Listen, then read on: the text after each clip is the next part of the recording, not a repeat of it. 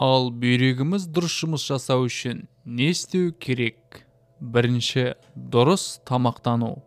Адам ағзасының сүзгісі сіздің дұрыс тамақтанғаныңызға алғыс білдіретін болады. Сондықтан рационыңыздан қақталған, тұщы, қуырылған тағамдарды алып тастап, есесіне сәбіз, алма, тәтті бұрыш, асқабақ, шпинат пен басқа да көкөністерді көбірек енгізіңіз.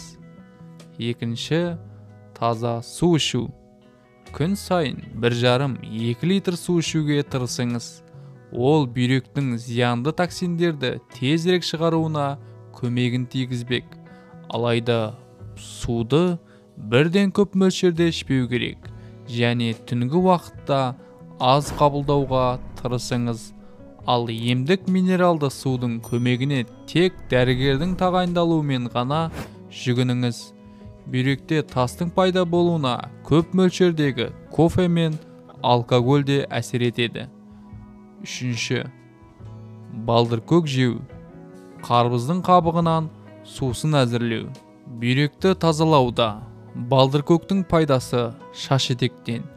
Оның шырынын бүйрек аурулары кезінде ішуге кеңес беріледі. Ал ісік пен бүйректегі тасқа қарбыздан жасалған сусынның көмегі көп болмақ. Ол үшін пеште қарбыздың қабығын кептіріп алып, ұсақтап жібереміз де 5 минут суға қайнатамыз.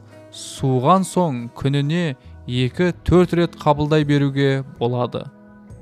Егер бұған дейін бүйрек ауруларының біріне шалдыққан болсаңыз, дәрігерге барып профилактикадан өтіңіз. Төртінші, емделу қажет.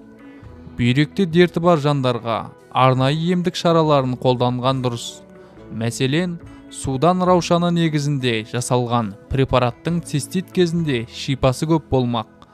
Бұл өсімдік иммунитет түскенде бактериялармен күресуге ықпал етеді және суық тигенде ауру тудыратын микробтардың пайда болуының алдын алып, таралуына жол бермейді. Бесінші, киім мен аяқ киім.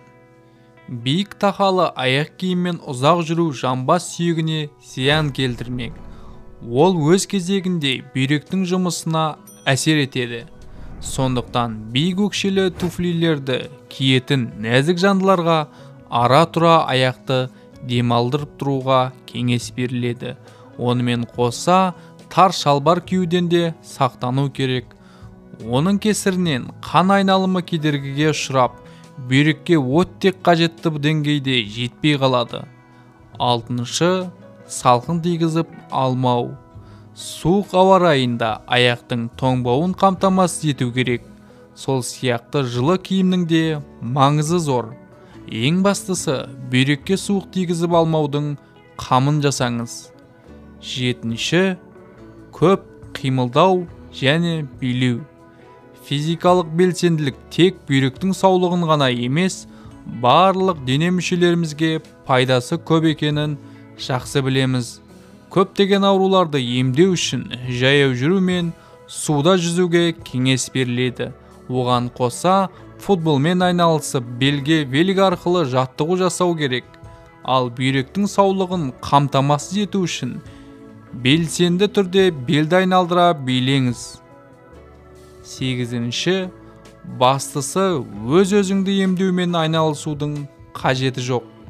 Тіпті зиянды әсері болмайды деген дәрілердің өзін бүйрегіміз жақтырмай қалуы мүмкін.